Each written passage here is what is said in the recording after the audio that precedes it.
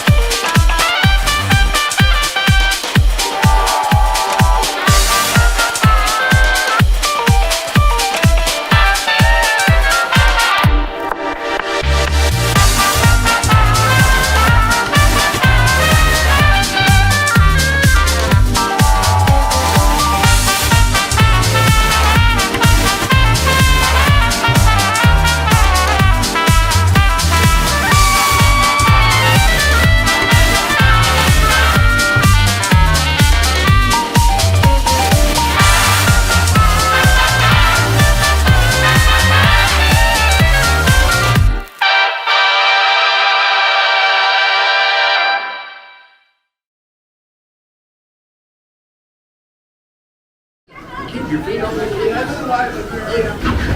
Please secure your hats and remain seated with your back against the back legs. Keep your hands and arms inside the walk at all times. Do not lean forward, especially during drops. Hold on to the handrail. Keep your feet on the cleats. Thank you. Please secure your hats and remain seated with your back against the backrest. Keep your hands and arms inside the log at all times. Do not lean forward, especially during drops. Hold on to the handrail. Keep your feet on the cleats. Thank you.